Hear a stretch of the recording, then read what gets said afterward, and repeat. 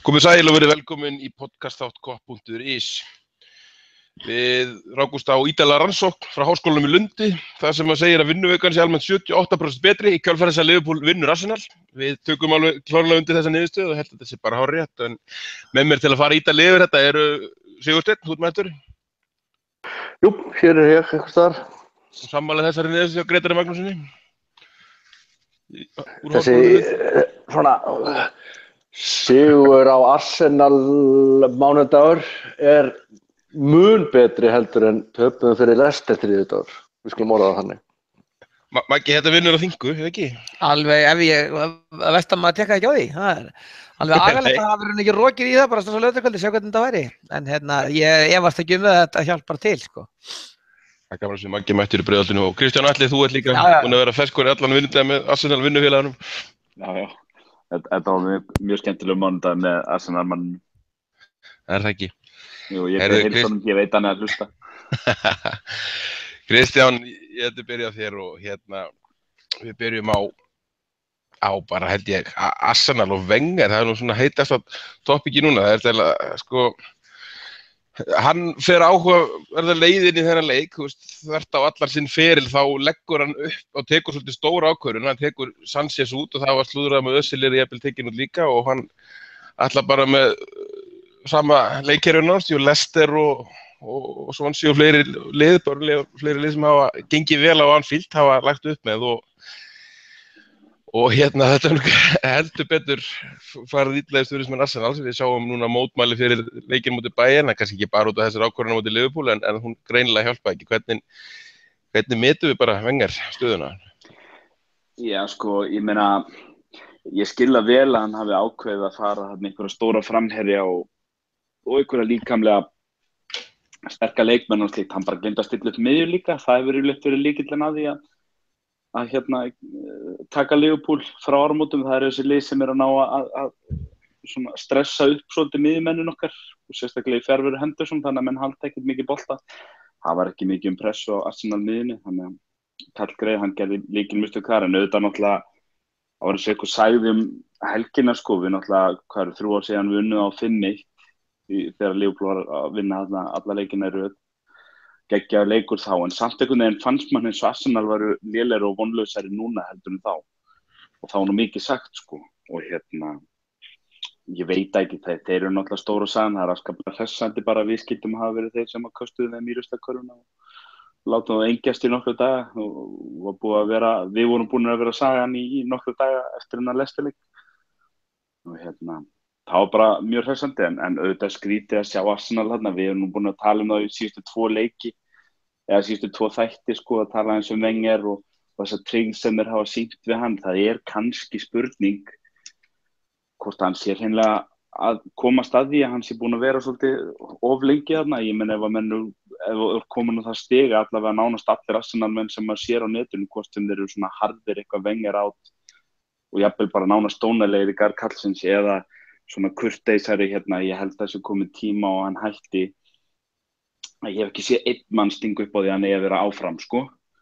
Og það hlýtur að svíða fyrir hann eftir öll þessi ár að vera kannski mögulega að reka sig á það að vera búin að vera 1 eða 2 árum og lengi og vera komin í þessar ógöngur að vera jafnvel bara svona hundeltur út úr klúbbnum af stuðningsmönnunum ef þetta fyrir illa í vor, en svo náttúrulega við höfum alveg verið áður í febrúar og mars með Arsenal ekki svona að þeir séu slappir og svo einhvern veginn finna þeir leið til að tryggja sér Wenger-bikarinn 4. sæti þegar allt annað er farið, sko. Yfirleitt fara þær í gang. Það er ekki nóg lengur fyrir þá. Búin sem að gerast í kvöld, sko. En þetta er ekki nóg núna. Þetta er allt öðru sem miklu kröftur í mótmæli núna heldur en nokkuð tíman áður. Já, þetta var við höfum aldrei séð þetta áður. Þeir eru, fjölmennandi fyrir utan völlin fyrir meistaradeildarleiki. Ég meina, við höfum aldrei séð þetta hjá Arsenal áður. Og ég meina, til að setja þetta svona kannski í, samhengi, ímyndum okkur, ég meina, muniði hvar þið voru þegar Houllier var með Liverpool, það er svo langt síðan, það er hálf mínæfi allavega síðan. Ímyndi ykkur ef Houllier væri ennþá með Liverpool og Houllier tók samt 2 árum á eftir Wenger við Liverpool og ímyndi ef Houllier hefði unnið 1 eða 2 deildir en væri svo ekkert búin að gera í rauninni síðan 2005-06 og ímyndi hvar við værum. Þetta bara þannig að maður skilur Já. alveg, þetta svo tilfinningaríkt og þetta svo löng saga og við erum að horfa þarna á einhverja mjög svona ljóta og sögulega hluti held ég að gerast hjá Arsenal fram á vorið ef að þeir klára ekki 4. sæti. Steini, aðeins þessa ákvörðunar í leiknum að taka Sanchez út, hvernig þitt input á hana? Er þetta svona stórt mál eða hefur hann fullir rétt á sig, eða er þetta bara alveg galið? Þetta bara alveg galið. Sagt bæði fyrir og eftirleik kannski? Alveg, ég þakkaði bara svo innilega fyrir hverja einustu sekundu sem hann var út fyrir utan völlin áður en að kom inn á það. Ég var brjálaður þegar hann meiddist, var ekki Giroud eða eitthvað sem dætti fyrir hann. Ég hafa það saman, bara halda áfram, ekki fara út af. Þetta bara algjörlega og það náttúrulega, það eitthvað meira þarna bakvið þetta. Þetta ekki taktík að skilja Alexis Sanchez fyrir utan hóp, fyrir utan byrjunarlið. Þetta bara gleymdu hugmyndina. Þetta var engin taktík, þetta gerðist eitthvað alveg saman hvað að reyna telja mönnum trúum annað, þú skilur hörð bara áttum það að telja fólki trúum að hafa ekkert gert þetta bara gleymdu hugmyndina, þú skilur getur þú ímyndað þér að í rosalegir baráttu hérna á sínum tíma við hérna önnur lið að við hefum skilið Suárez eftir á bekknum í einhverjum svona lykilleik þetta er bara galin ákvörðun og bara, en ef að þetta einhver agamál, þá náttúrulega skilum maður alveg að hann setja hann út úr liðinu. Ég kaupi þá afsökun ekki Steini, af hverju setja hann þá inn á í hálfleik, ef þetta var agamál, þá... Við höfum oft séð þá Kristján að þú ert tekin... Þá þannig að fara að setja hann inn í hálfleik, já ég reyndi að vera harður húsbónd á hann en nú bara þurfum við. Ja, við höfum oft séð að menn eru teknir út úr byrjunarliði og menn koma síðan inn á í leiki út af því að þeir brutu einhverjar agareglur eða eitthvað svoleiðis. En burtséð frá því, komdu þá bara fram og segðu af hverju hann ekki í liðinu.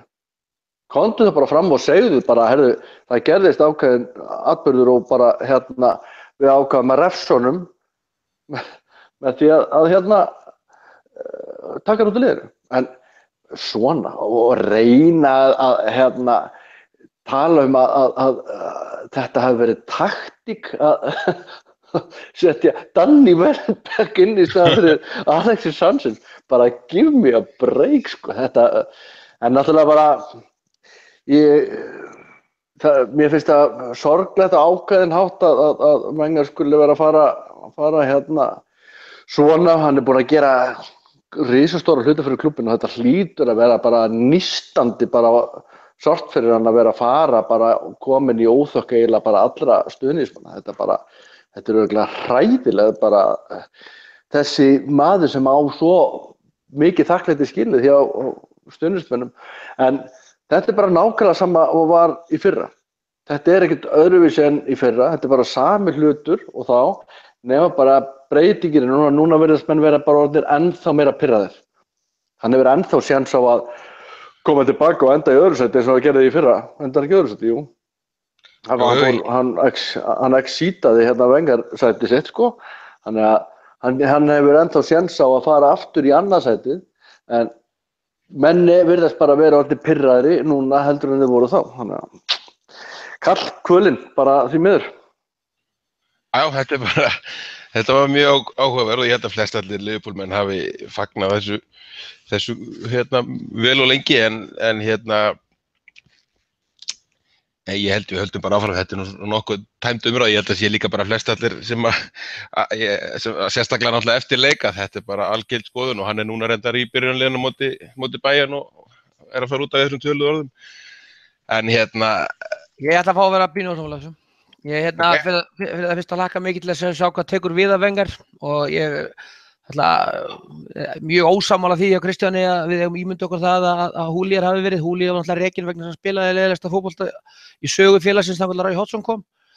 Þannig að mér fannst ég var nú meira bara að tala um persónuna heldur en til að spila með sko. En sko það sem mér finnst vera náttúrulega í gangi hérna núna náttúrulega kannski fyrst og síðast einmitt það sem að kannski Steini var að lýsa svona einhvers konar eftirafræði og svo sennilega Wenger einhvers staðar í vondri stöðu í sínu leikmannhópi. Það náttúrulega gefur alveg augaleið að þú gerir þetta ekkert bara út af taktík. Hins vegar náttúrulega í þættinu sem var fyrir leik með sérfræðingunum sem voru þar, þá voru þeir náttúrulega ekkert jafn hvað að segja, aðgangsharðir í sinni gagnrýni fyrir leikinn eins og þeir voru svo kannski konur í hálfleik og hvað þá eftir leik vegna þess að þá var verið að ræða það að væntanlega myndi Wenger draga liðið ennþá aftar og reyna að spila Leicester taktíkin á þetta. Nákvæmlega, það var alveg rosa mikill munur fannst mér á þeim. Já, ég meina þetta eftirafræði. Hann að reyna að bregðast einhvers staðar við. Ég líka alveg með þá hreinu að þetta það fögnuðu nú allir liðbúlmenn, við skulum alveg hafa það. Já, ég sammála því, en það sem ég meina er að þetta bara eftirafræði og sem liðið okkar náttúrulega var ekki búið að geta skít á móti taktík þess að menn lágu tilbaka, en það var kannski eins og ég hef svo sem sagt við félaga mína hérna sem vorum að fara í gegnum þetta líka var það að kannski voru mistök Wenger kannski þá ekki síst fólni því átta sig ekki á því að hann var ekki með leikmenn í þennan bardaga sem að Leicester menn voru tilbúinir í og þeir Leicester búið að fullkomna þessa leikaferð meðan hann var svolítið að reyna að bregðast við einhverju sem að vesinn var í.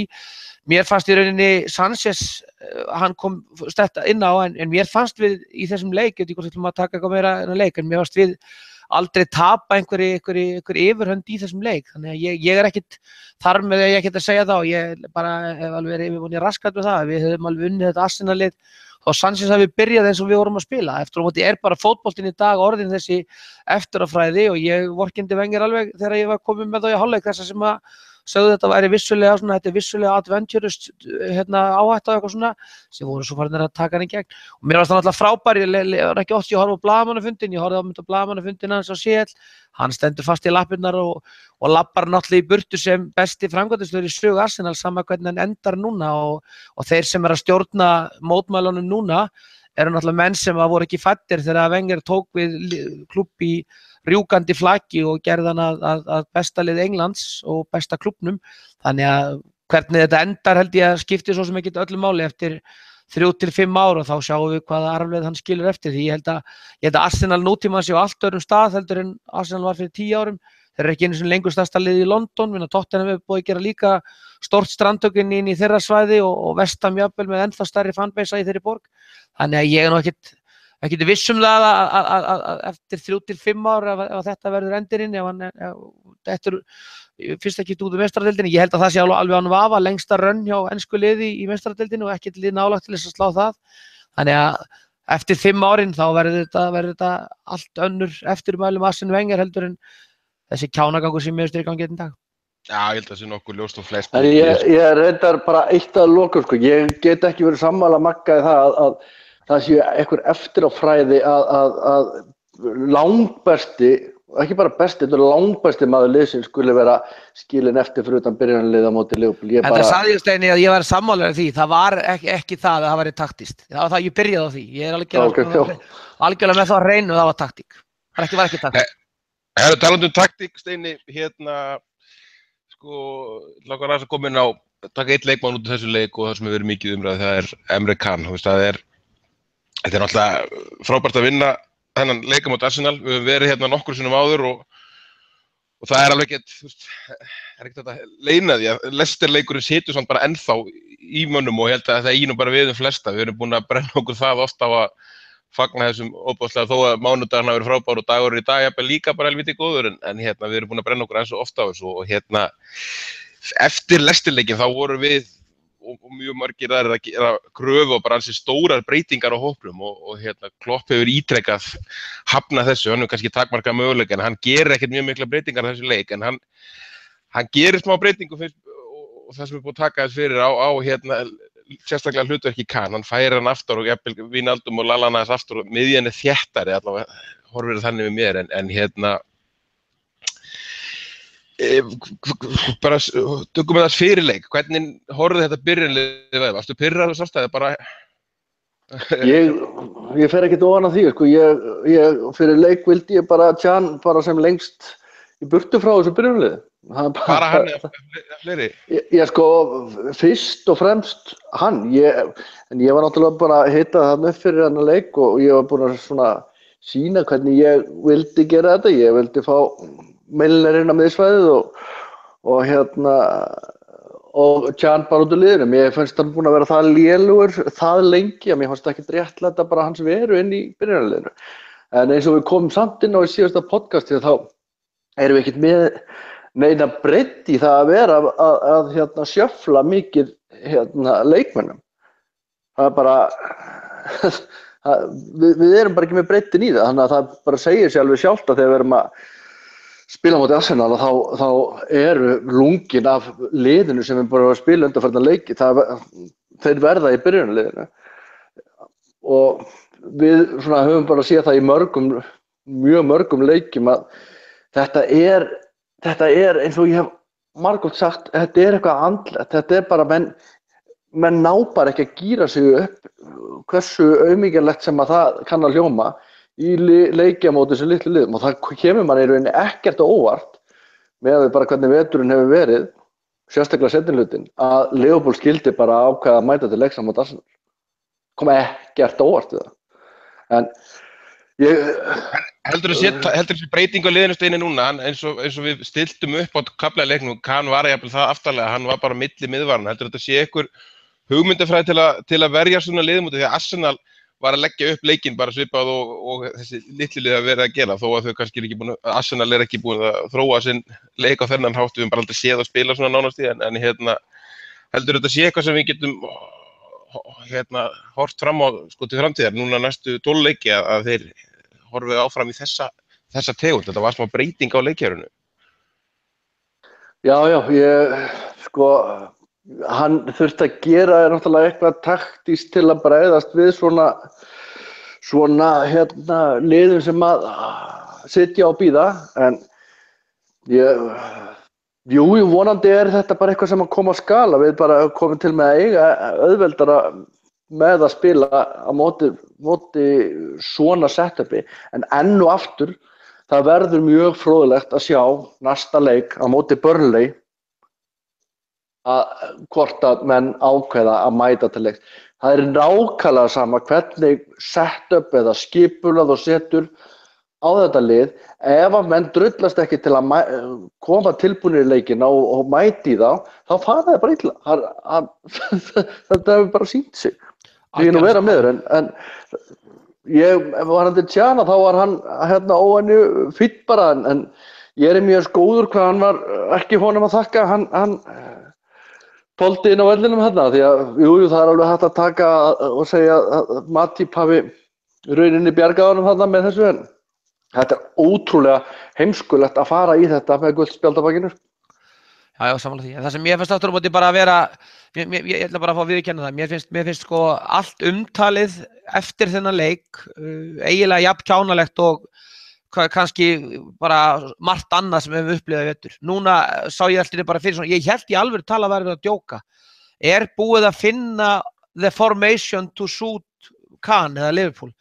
Að mínu viti, þú veist, það náttúrulega eru menn fullkomlega raunveruleika snauðir eða halda það eða bara ekki horta Liverpool frá áramótum, þeir halda það að þessi leikur núna hafi sýnt eitthvað sem að í rauninni við gátum þá ekki verið búin að sjá áður.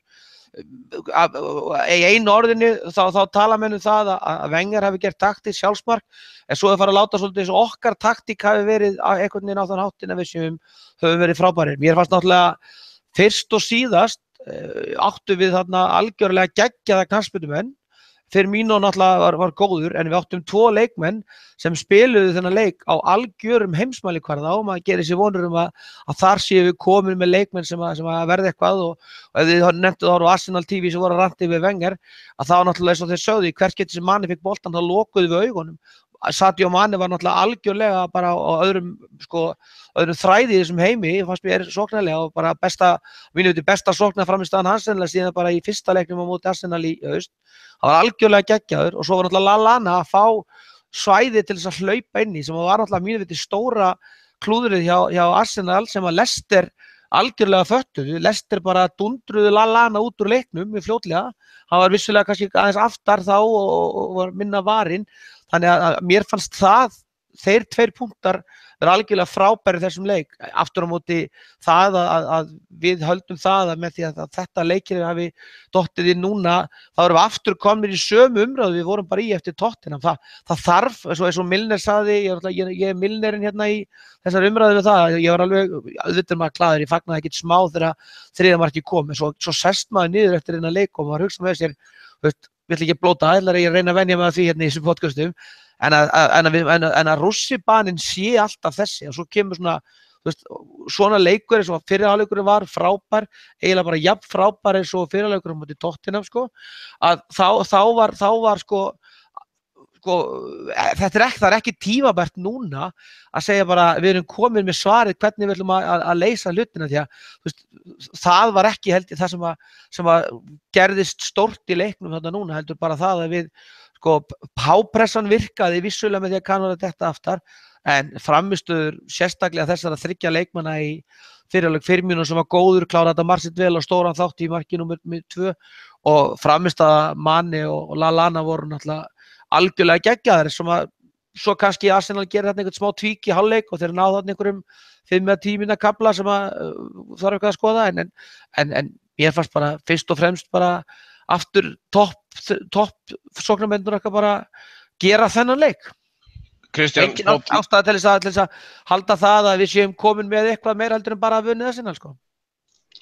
Kristján, smá tvík hjá Arsenal í hálfleik, það byrjaði með, þetta marka Arsenal byrjaði með töluvert. Uppleikið fyrir okkur virðist vera eiginlega sama alltaf hérna, sama hvað staðan er í rauninni sko. Liðið lagði upp með að spila sóknarleik í 90 mínútur og gera það alltaf og í öllum leikjum. Þetta kostar eiginlega alltaf einhver mistök, stór mistök og svo við náttúrulega sjáum það mjög oft leiða til marks. Þetta mark hjá Arsenal er frábært en hvernig horfum við á það? Ég veit ekki hvort við tekið þessu umræðu eitthvað sérstaklega oft en sko erum við eins og staðan er núna 2-0 lifir báðir bakverðir eru áfram að sækja fullu og liðið á fullu gasi.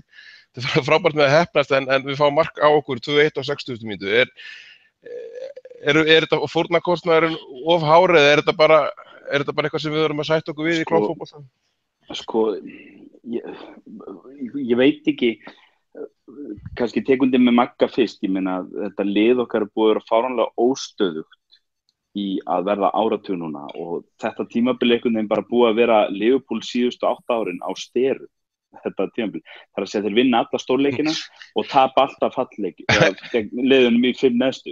Það var rosa góð mynd Kristján á Twitter fyrir tímabilið, unnum við Barcelona 4-0 og daginn eftir töpuðu 4-0 fyrir Mainz. Það er bara tímabilið í notkun. Í notkun, það var bara svona eitthvað mission statement, bara þetta er það sem við ætlum að gera í vetur, við ætlum bara að jarða Barcelona og skýta bara svo fyrir Mainz. En þú veist, þessi óstöðuleiki, hann er búinn að stafa af óstöðuleika í klúbbnum, já, þú veist, að við vantar svona langtíma hugsjón sem að við erum að vona sér komin núna loksins með Klopp og nýjum framkvæmdastjóra sem tekur við að VNR og svo framvegis. En líka náttúrulega bara skorti á gæða leikmenn.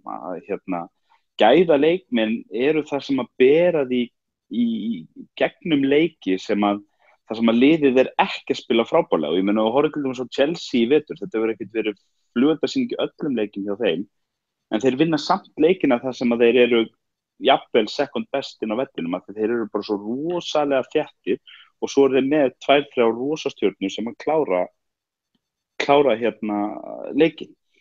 Og það sem okkur vantar í þetta, Liverpool þrátt fyrir vesen, ég meina við sáum fyrir mín og núna mæta til leiks aftur og fyrir utan þessi 2 mörk. Þetta korter sem hann átti gegn Swansea þegar við vorum úti í janúar, þá hefur hann ekki skorað frá áramótum og hann var allt í einu mættur til leiks aftur, alveg frábær. Sadio Mane er náttúrulega bara geggjaður og þú ert með Coutinho sem er einhvern veginn svona ennþá komur sér í gang, en hann var talsveit betri þarna. Lallana er góður og þú ert með Sturridge á bekk þó sem hann hafi ekkert gert í vetur í rauninni. Origi kemur með frábæra innkomu þarna og minnir á sig. Við erum með sóknarlið. Það vantar ekki og það hefur aldrei vantað einhvern veginn á ferlinum hjá Klopp. En ég horfi á það þannig að sko, ég myndi ekki vilja fórna þessari sókn eða fórna einhverju taktískt til þess að draga liðið aftar á völlum. Mér finnst frábært hvernig Klopp lætur liðið spila. Það sem mér finnst okkur vanta bara sterkari mænu fyrir aftan allan sóknarleikinn hjá okkur. Og ég eiginlega komin á þá línu í ár, þó svo mér langir rosalega mikið í svona okkar Harry Kane, Diego Costa, 30 marka mann á tímabili til þess að leiða línuna fremst. Ég myndi ekki forgangsraða það efst. Ég myndi forgangsraða hjá mér að fá inn varnartengiliðin, allavega helst 2 heimsklassa varnarmenn og jafnvel markmann ef hann finnst í sumar.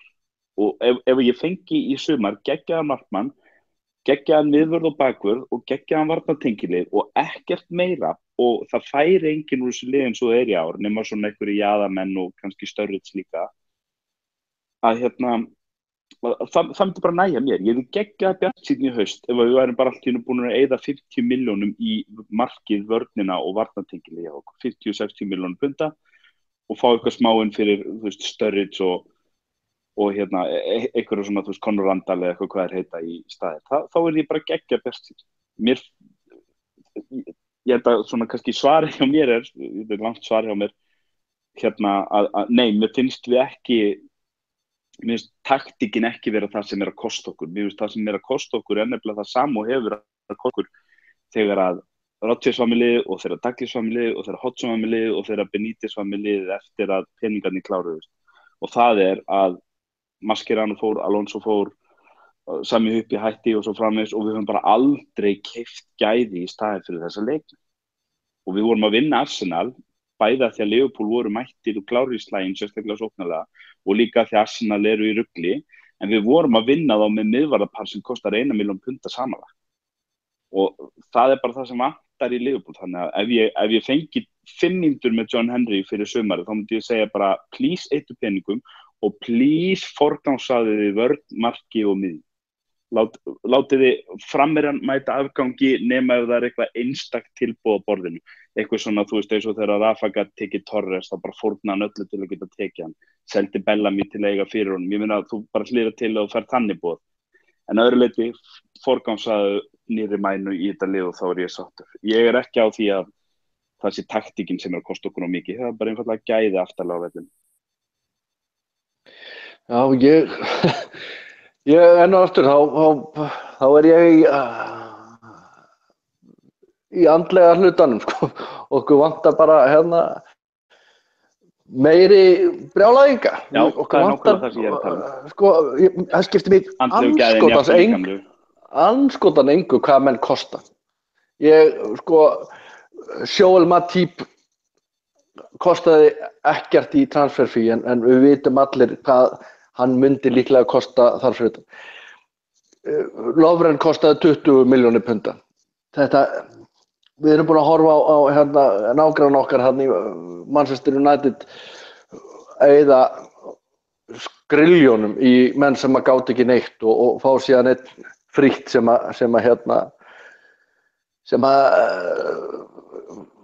heldur þeim uppi, sko. En punkturinn í rauninni er sá að sjálfsögðu þurfum við að bæta liðið varnarlega og það er auðvitað mun enginn segja að þeir vilji gera það með því að fórna ykkur á sóknarleiknum.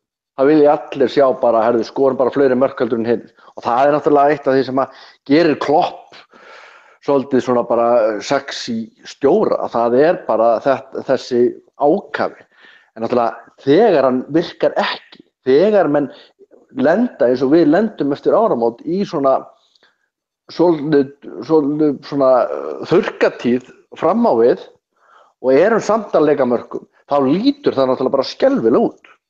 Það er vandamálið þegar þú ert að byggja upp og svona. Þú verður alltaf bara að halda á dampi sóknarlega því að þetta er bara alveg svo hann Gary Neville sagði þarna eftir Leicester-leikinn. Hættið að horfa á einhverja James Milner eða Lucas eða Ragnar Klavan eða hvað heita. Þið vitið alveg að Liverpool er að fá á sig mörk. Og þið vitið alveg að Liverpool mun fá á sig mörk. Þeir eru bara að spila þannig í kerfi. Þeir eru opnir og eru að fá á sig mörk. Það var í þeim leik til dæmis. Þá var bara miðjan okkar bara í ballkontról og að dreifa boltanum og skapa eitthvað var bara úti. Og við vorum ekki að skora mörk og þá bara gerast svona slys. Þannig að við getum alveg sett saman flottan draumalista af einum og upp í 10 leikmenn sem að geta styrkt þetta lið og ég, eins og ég segi enn og eftir að ég myndi vilja styrkja mikið andlega og við komum kannski aðeins inn á það á eftir varandi svona vinnera og karaktera en ég persónulega, hefur sjaldan fundist gaman að horfa á Liverpool-liðið eins og í vetur. Mér hefur líka sjaldan fundist pirrandi að horfa á Liverpool-liðið og í vetur. Þetta eiginlega svona meira ekstrím þessi vetur heldur hann hefur eiginlega bara verið í háa hennars tíð og maður og tímabilið okkar á styrum bara, það bara þannig. En ég sammálaður, ég myndi alls ekki vilja fórna sóknarleiknum sem við erum búin að bíða svo lengi eftir. Maður er vanur rússipanna, en þetta út af spilamennskunni hefur verið alveg ekstrím. Þannig að já, ég myndi ekki vilja fórna þess en ég myndi náttúrulega vilja bara halda áfram sama svona leik og bara bæta varnarleikin en það kannski ekki option. Bara örstnögt, það sem ég held að sé kannski, það sem er kannski akkurat vandamálið sem ég hefur fundist vera kannski líka sem er einhvers konar kannski deadline, döpdettin þessu umræðu náttúrulega það að við erum svolítið one-dimensional ennþá og það kannski það sem ég hef svolítið saknað að það sem við talaðum plan B eða plan A, það kannski full mikil einföldun að segja það, en það kannski það sem að mér finnst sóknarleikurinn okkar, þú veist, hann getur verið frábær, en djúvill hann búin að vera ógeðslega ömurlegur í mörgum þessum leikjum frá 1. janúar og þá einhvern veginn vantar okkur eitthvað uppbrot, hlustaðu á flottan presspreview þátt hjá LFC-TV í gær þar sem menn voru akkurat að velta þessum punkt upp og voru svolítið að segja þú veist að þeir vildu meina það að menn hefði allir gert sér vonur það að Sturridge væri heill því að heill Sturridge hefði klárlega verið maðurinn sem hefði getað nýst þessu liði best kannski sko, eða allavega nýst vel eins og hann var að spila fyrir 2 árum þannig að það er kannski það sem mér finnst að það koma leikir sem að við náum ekki þessu upp, það er bara komið í ljós og við lendum í leikjum þar sem að liðin ná að lesa þessa pressu okkur og leysa hana að þá erum við ekki með marga menn sem að allavega virðist hafa þotnað svolítið upp það að við séum með menn sem að klára mörk eins og við sáum til með Sturridge gera í Basel, taka hann út utan tegin og búa eitthvað til upp úr engu sem að þessi liði kringum okkur hafa og það er kannski það sem mér finnst einhvern veginn vanta inn í sóknarleiki, ég held að þurfum ekki að fórna sóknarleiknum og varnarleiknum en við þurfum einhvern veginn að hafa að vera einhvern veginn með fleiri valkosti sko. Þó við komum aðeins inn á þetta að klára þetta, ætla að koma sjálfur inn á er að ég er alveg sammáleikur, ég vil halda sóknarleikin, ég held að þetta sé bara líklegast aðferð Liverpool til árangurs. Við erum að skora 2,15 mörk að meðaltali leika þessu tímabili, ég held að þessi svipað var að gera hjá Dortmund einhverjum tímabili, ég veit ekki alveg hvað meðaltali var en það er eitthvað svipað.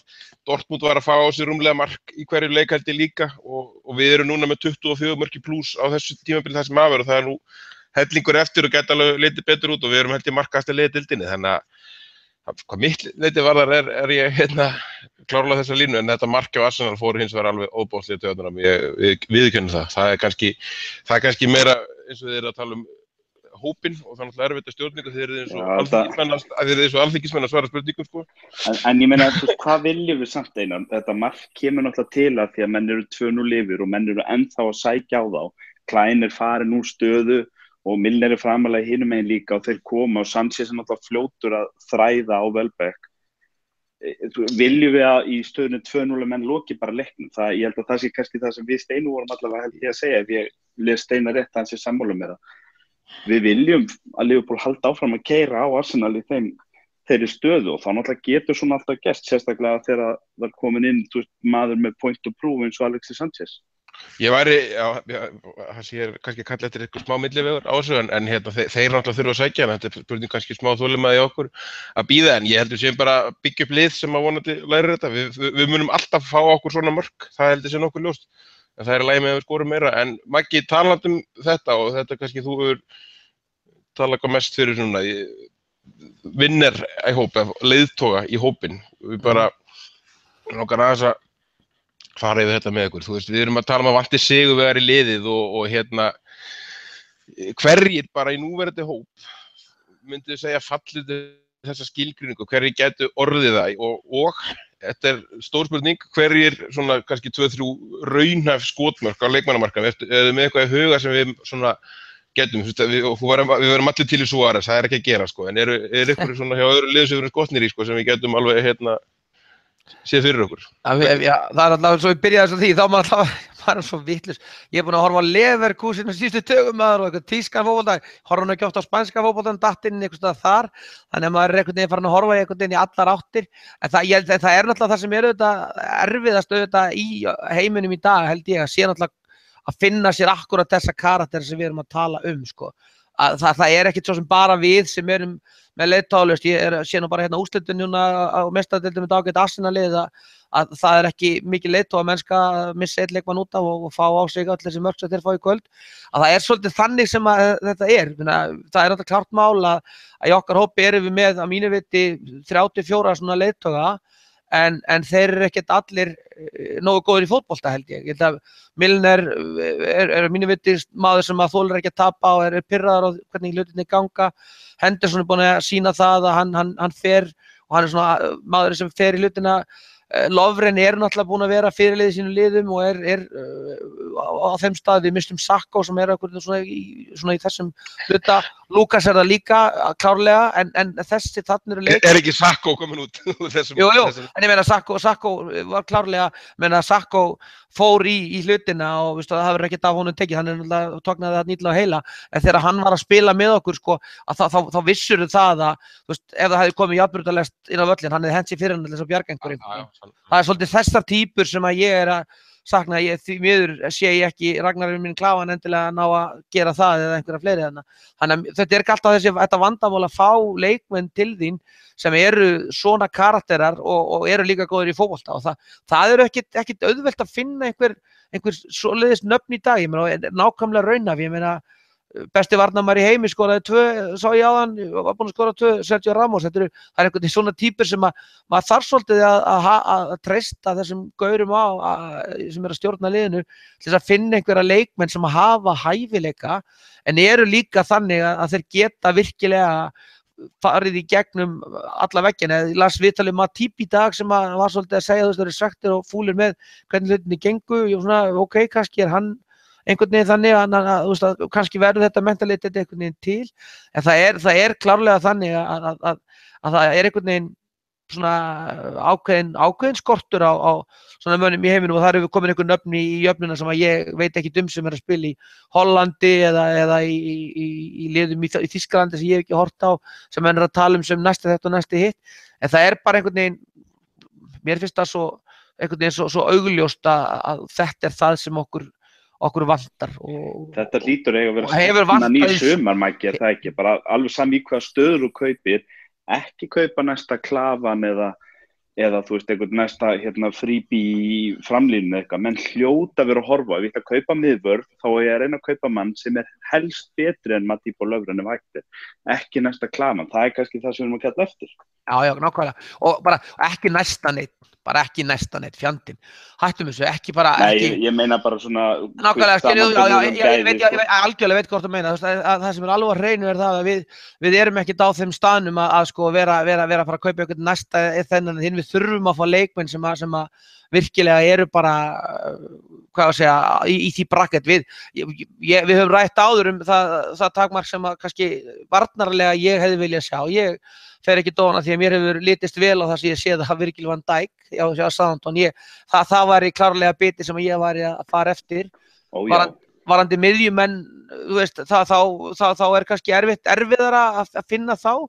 Þú veist, það er svona, ég meina, varnarsinnaði miðjumenn sem geta spilað fótbolta í anda N'Golo Kanté. Ég hef svo sem skrifað það er ekki auðvelt að finna þá og svo fer ég ekki dóna því það þarf líka ekki Suárez en við þurfum einhverja svona típur sem að er bara vill spila alla leiki og er tilbúin að fórna sér hausnum til þess að skora eitthvað mark í stöðunni 5-0 til þess að gera leikin 6-0. Það þarf að finna þessar típur bara og ég treysti því að menn sé bara að fara að gera það sko. En einhvern veginn sé ég ekki sko. Er eitthvað Dortmund sem að, þú veist, tíma hans þar, hann var ekki eins og hann hafi keypt þessar típur sko þangað allar sko. Eða ég veit ekki alveg hverjir sko, á tíma Klopp þar kannski falla undir þetta en hann allavega klárlega vill byggja þá upp. Já, ég bara, mennindir í Dortmund sem er talað þar eru Marco Reus og Aubameyang. Reus er náttúrulega frábær fótboltamaður en hann var enn einu sinni lent í meiðslum helgina og verið rosalega meiðslapjössi. Ég meina undir stjórn sko á tíma Klopp meina ég sko. Já, en sko Það náttúrulega verið að tala sko varnarmanninn okkar góða sem að við svo sem höfum líka rætt en einhvern veginn varnarlega þá finnst mér Van Dijk vera það sem við erum að tala mér finnst okkur líka vanta típu þar sem að því að þó Löfren við töluðum allir það og það var eitt af því sem var talað Löfren þegar hann kom til okkur var það þarna verið komin maður sem að Liverpool vant það sem hann væri búin að vera fyrirliði landsliði og var fyrirliði Southampton held ég okkur þannig að það svo sem ekki heldur alveg sure thing að það allt gangi upp sko en það einhvern veginn þessar típur sem eru og það náttúrulega alls konar nöfninslegir þýsku Bundesligu sem að menn hafa talað sem að séu leikmenn sem er að koma upp hvað heitir hollenski hafsendinni á Wolfsburg sem að mér skilst að geti verið á lausu er það ekki Brúmann fattari og það eru svona menn sem að er alveg verið að velta upp og eitthvað durm sem er í Dortmund sem að hefur verið að koma upp en það þarf að finna þessa karaktera. Það var ekki síðan sóknarlega, þið voru nú bara, við vorum að spjalla hérna hvað var á fjörsinu, voru við ekki búin að ákveða 40 milljónir og 1 pund í tilboði í Sanchez? Já. Það er ekkert annað stöðinu núna heldur en að bara til að bögga á sko. Alveg án gríns, við vorum að ræða þetta, mér finnst að menn ættu bara að bjóði hann, bara sendi fakt í kvöld og gefa út frétta yfirlýsingu á alla fjölmiðla leið að það hafi gert þetta. Það er engin sens á Arsenal að segja já, en ef einhverjir eiga skilið að fá smá karma í andliti í þessari viku þá væri það að við gerðum þetta þessum. Ekki spurning, bara do it, John Henry. Þetta er tegunda leikmanni sem að ég heldur sem allir að horfa í sko. En svona þar fyrir utan sko, ef við horfum á, ef við höldum aftur hérna í þessa leiðtógaumræðu þá erum við náttúrulega með sko stráka eins og Coutinho og Firmino sem eru rosa flottir strákar með boltan og þú sérð ekki rosalega svona þessa grimmd, þeir eru bara svona svolítið rúksur í leikmenn ef það hægt er að orða það þannig. Auðvitað viltu alltaf hafa þá í liðinu en þeir eru allt öðruvísi heldur en til dæmis leikmenn eins og Suárez, Sanchez og þessir sem eru svona með einhverja svona ekstra greddu.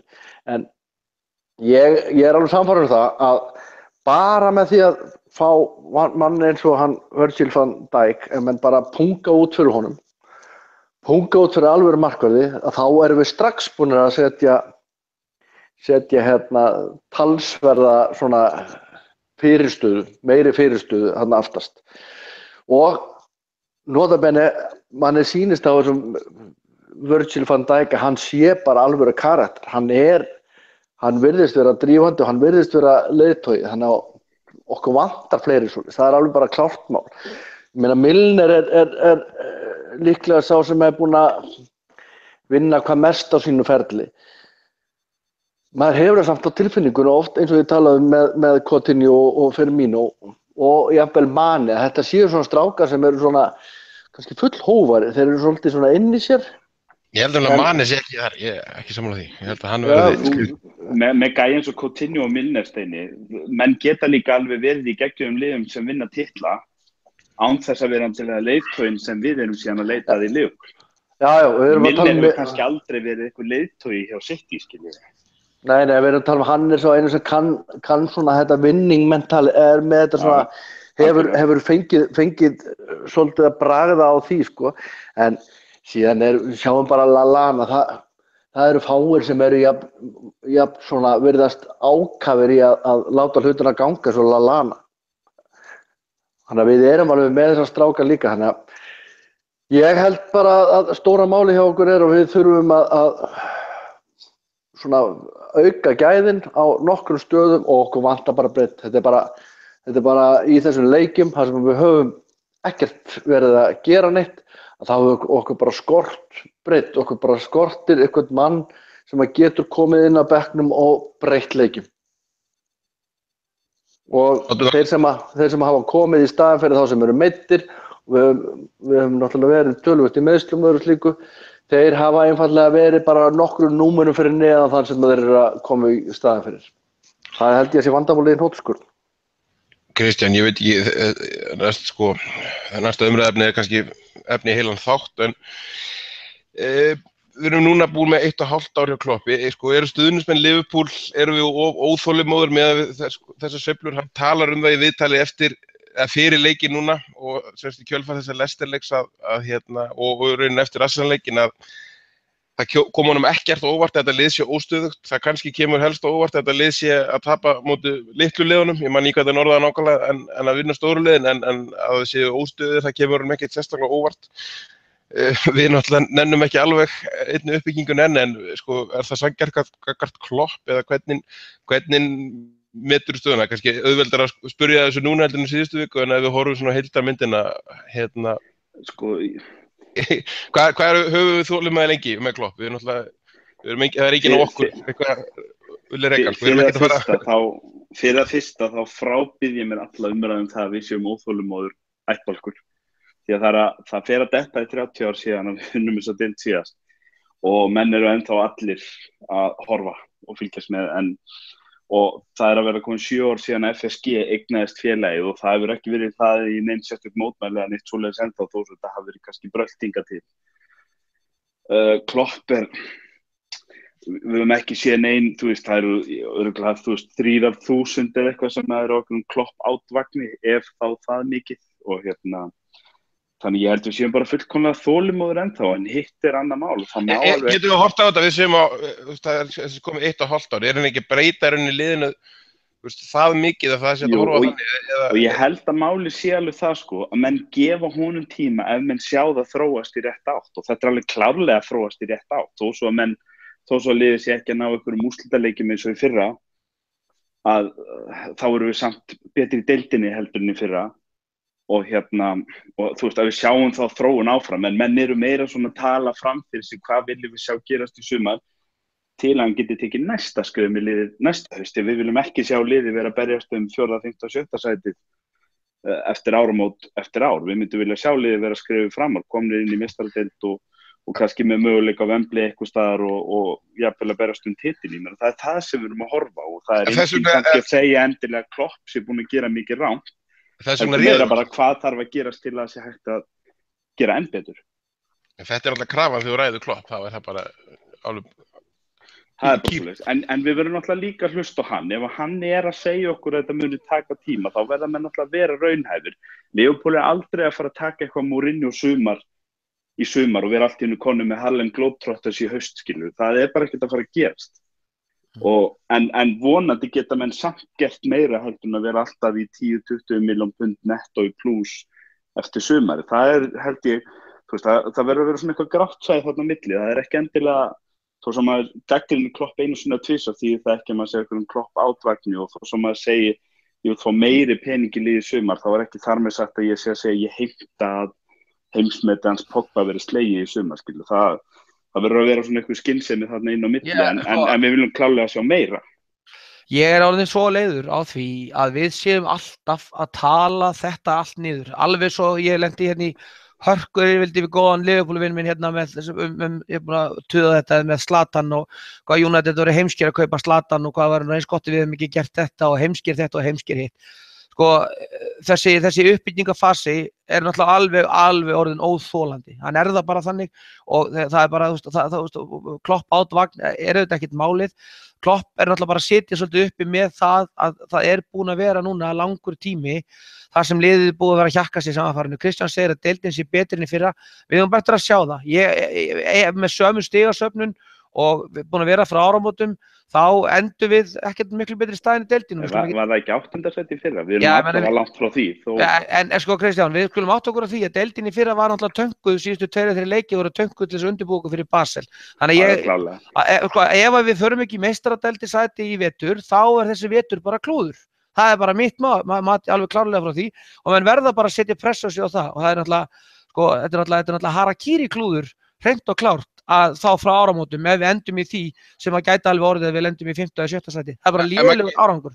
Er það ekki líka þá bara svipa panik og Manchester var í fyrra? Þeir voru bara í panik í fyrra og keyptu í samræmi við það. Erum við þá ekki bara nánast að tala sama panik og ég meina Liverpool er alltaf í topp 10 bara undanfæri 10 ár á yfir ríkustu klúbba í heimi líka núna eftir eftir að FSG keypti þá, þó að sjálfsögðu hafi þurft að taka Enda er þetta eins og stundum nú villu verðinar og þá náttúrulega eins og við alltaf sagt, við höldum okkar podcastum bara í anda við því hvað í gangi. Núna erum við búin að vinna Arsenal, skilurðu mig.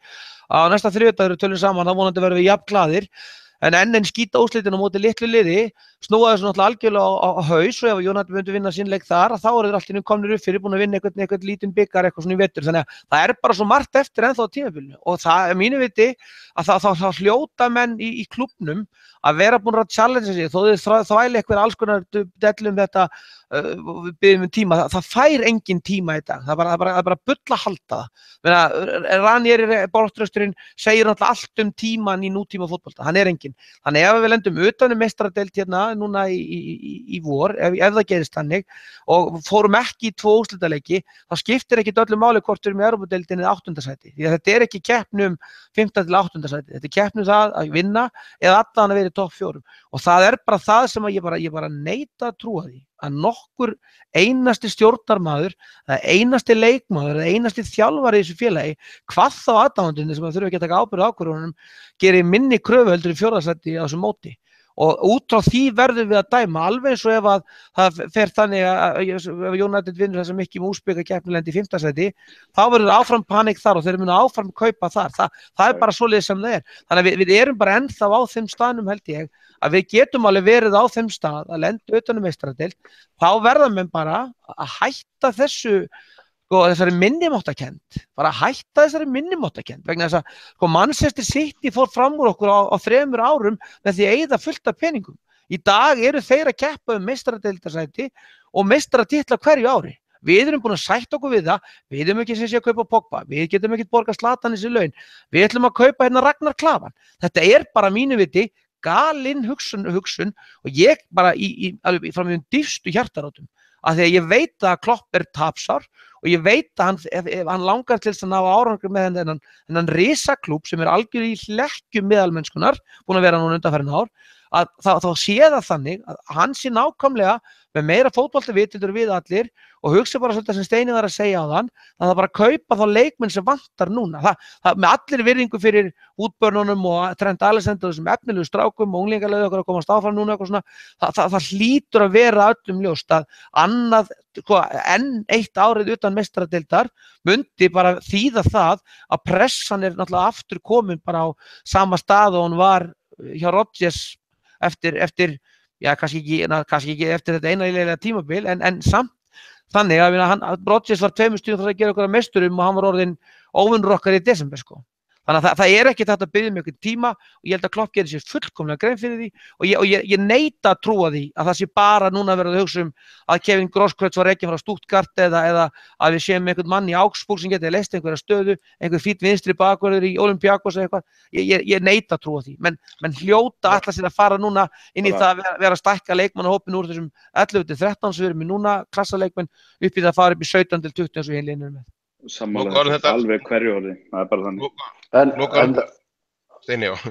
Já, en þetta hérna takk fyrir það, gaman að koma hérna inn í þetta. En ég finnst mjög samt svolítið gaman að því sko að ef þú horfir, ef við spólum svolítið tilbaka, ég held að við höfum náð svolítið árangri samt í vetur þrátt fyrir að við séum búin að vera hérna alveg niður í svartnetti oft á tíðum og okkur finnst náttúrulega hópurinn ekki verið nógu stór og góður sem er bara staðreynd. En ég fór og kíkti hérna bara hvernig hérna við spáðum fyrir tímabilið og það voru af okkur koppennunum að þá hérna voru við Einar spáðu við 3. sæti, þannig að liðið er svona nálægt okkar væntingum en þeir eru yfir öllum öðrum.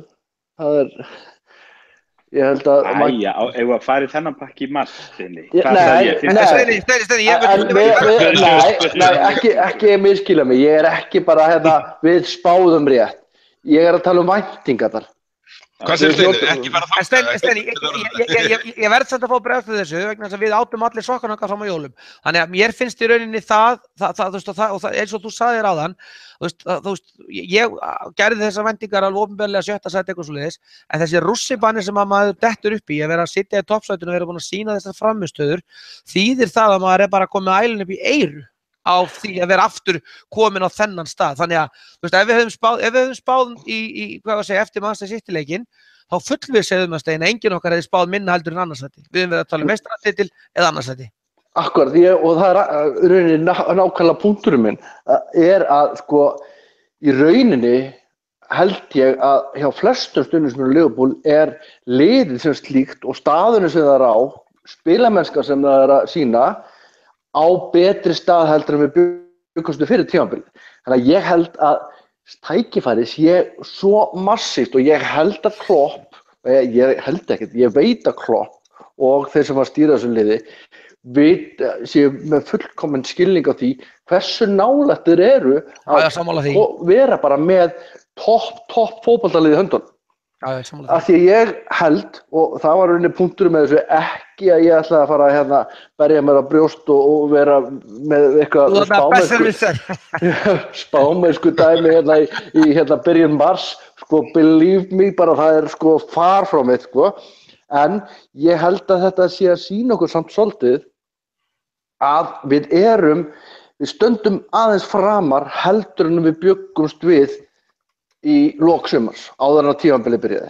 Og það finnst mér vera jákvætt og ég held að menn hljóti að sjá tækifærin í að byggja akkurat ofan á þetta. Aftur erum við að tala á góðum tíma. Við erum að fara að spila við Burnley á mánudaginn og því ég veit að hann ekki... Ég var ekki í næsta podcasti. Akkurat, við erum að spila við Burnley á sunnudaginn, kannski ekki við förum aðeins yfir það ef ég má. Það nákvæmlega það, Steini. Ef við vinnum Burnley þá erum við að fara í City-leikinn bara á ágætum stað, en á móti þá alltaf, ef einhver tíman var skildu sigur fyrir okkur bara í vetur, þá það heimaleikur á móti Burnley. Það bara þannig, því að sko, Burnley heldur búin að fá, ef ég man rétt, búin að fá 1 stig útivill í allan vetur, þannig að þetta lélegast útivillaliðið í Englandi og það ljótt. Og það segir hvað? Já, það vekur mann ekki bjartsýni. Leicester var ekki búið að skora á árinu, sko. Já, nákvæmlega. Þetta er svo surrealist að halda með þessu klúbb. Maggi, ef við varum stoppaði aðeins, bara hafa það alveg bara skriflegt og hér bara bara officialt. Það var svo erfitt, og þetta eitt erfitt sem ég hef gert sem snýr á Klopp.is, að ákveða að taka símann og taka þátt í þessum podcast-þætti hana eftir Leicester-leikinn. Ég ætla bara að segja það hér nú, það verður ekki podcast ef við töfum fyrir Burnley. Punktur. Sammála þessu, við frestum þetta án gríns. Já, sko, þetta er náttúrulega bara því miður þannig að það er akkurat svona leikir sem maður sko situr sveittur yfir og ég töluvert að fólki sé ekki að fara á leiki sem alveg bara, þú veist, alveg sem að hætta við eftir Arsenal-leikinn, að það Liverpool aldrei 2 góða leiki í röð. Það er akkurat challenge sem að bara fyrir framan leikmennina. Það er bara algjörlega það að þeir vita það allir, þeir eru alltaf búin að renna þessum bananahýðum nokkru sinnum. Það var ekki bara Leicester-leikur, þeir drölluðu á sig móti Hull. Við vorum úti þegar neðsta liði í deildinni kom 3 og vann okkur síðasta lið sem var á þeim stað. Burnley á fínum stað í deildinni, þeir eru náttúrulega búin að vera ótrúlegur á heimavelli, búin að taka tæplega 30 stig á sem heimavelli sínum, ekki bara unnið okkur. Og það er eina sem að gefa manni von, þeir eru ekkert í fallsætin. Nei, nákvæmlega, þeir eru á þeim staðnum, en þeir eru á móti líka sko, klárlega ákveðnu svona eftir síðustu helgi þar sem við vorum ekki endilega heppnir, þá munum þeir koma alveg arkandi brjálæðir inn í þennan leik og þeir öfugt við Arsenal, þeir náttúrulega kunni nú heldur betur að verjast þessu leikir okkar og meiri sé að þetta er eina liði sem tók á okkur stigdrengi mínir í þeim gír sem við vorum þarna í haust. Þannig að þetta er lið sem klárlega getur strítt okkar mönnum, það er bara þannig, skora ágætt af mörkum en hafa svolítið verið að leika á sig, ég held að markmaður þeirra verður ekki heill sko. Þannig að þetta er bara leikur sem að ég bara drullu stressar yfir. Ég hef þetta verið með leiksýslu, ég hef svolítið tekið við hlutverki vinur okkar Einars Arnar að fá alltaf leikskýstur í leikjum þar sem að sko, mér langar til þess að sprengja allt heima hjá mér sko, þegar ég skrifa þessar leikskýstur.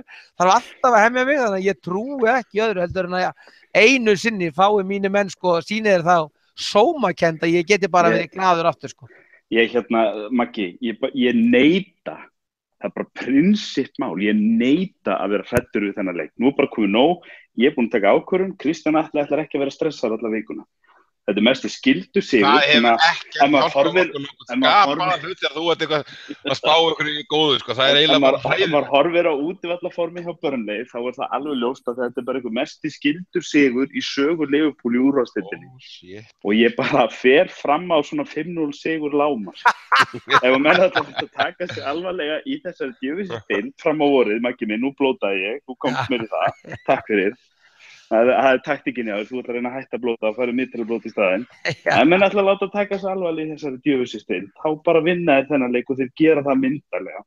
Ef menn láta grípa sig aftur í bólinu eins og gegn Leicester, þá veit ekki hvað ég geri. Það verður hringt í lögregluna því ég er komin upp á þak eða eitthvað, sko. Já, það verður næsta podcast ef við töpum, það verður Sveinn Vogi og Jóhann Ingi íþróttasálfræðingur sem verður í samanlunni. Að halda með Liverpool eins og halda með Ísland. Og svo breytum við, hvað heitir það, og Sigga Kling kemur bara með kúlu, spákúlur, við bara breytum þessu podcastum. Við förum í einhverja alltara átt með þáttinn. Sigga Kling tekur það okkur, sko. En bara til að létta okkur ennþá betur lund, af því að ég var nú að tala hérna spádómsgáfur okkar áðan og væntingastjórnun og væntinga fyrir tímabilið. Ég ætlaði bara að segja ykkur hverju þið spáðuð og með áherslu á þið spáðu Manchester United close second í öðru sæti. Þetta var góð val. Ertu að biðja að vera að droppa á listanum eða? Hvað er þetta hérna? Síðan hvenær var það skylda hjá okkur að vera einhverjar véfréttir Manchester United? Mér skipt saman. Að ég fekk ekki sáðarspjörnum, tölum, ég held að við vinnum leik bara 2-1 í blálóki. Ég segi bara eins og Sindri Sindrason, ekki allir að fara þangað. Herðu strákar, þetta komið til rugl, hvernig fer Burnley, Maggi? Ég var að reyna að arga að Steini bara alltaf, hann riðst alltaf inn í þátt og bara reður yfir okkur. Þannig að ég held að við vinnum leik 2-1 í einhverjum ægilegum hasar og sleppum nömlega með það. Steini? Ég ætla bara að kalla eftir einhverjum sjálfboðalið á kopp.is og bara mæla hvað ég fæ mikinn taltíma hérna. Versus aðrir, sko. Það er vaðið yfir mig og skítur úr skoðum. Mamma! Herðu, þetta er alveg bara klár öruggusigur. Ef þeir væru aðeins neðar í töflunum, þá var ég hræddari. Ég ætla að segja bara við tökum núna bara sláturhús og þetta verður bara 4-0. Herðu, já, þeir kom með templetið á móti okkur, þeir sýndu öðrum liðum. Nei, ég segi svona. Þetta var fyrsti slæmi skellunum, við bara skulduðum. Þetta fer 2-0, við tökum þá. Að því sögðu þá hringir klukkan og tíminn er búinn og ég held að við segjum þetta bara gott í billi, er það ekki? Er þetta orðið útvarpssaga eða? Þetta er orðið útvarpssaga. Fengum við útvarpsleyfið þeirra? Það var hver samti þann díl? Já, þarna komum, nú skil ég þetta. Ég reyndar samþykkur því að fara aðeins meira út í útvarpssögu, þannig að þá væri alltaf að bípa á Kristján og Magnús. Ég nefnilega ekki sammála. Ég vil taka út af sundin hjá Lindinu, því ég held að þeir sem er beint samband við Guð, það er næst samband allstaðar. Alltaf úti þegar hún inni. Ég reyndar að tala það, ég er með símanúmer hjá Robby Fowler, þannig að þú vilt fá það. Við sláum 2 flugur í einu höggi, ef þessi leikur vinnst ekki helgina, þá tekur þú þátt á næsta þriðjudag og Steini verður einn með þér. Og sleppum við Maggi við þetta og Steini hægt að væla þetta. Ég get ekki þetta því gert Steini þó að þú látur okkur Magga vaða yfir. Það er ekki nýtt. Herri strákar, þetta er gott í bili.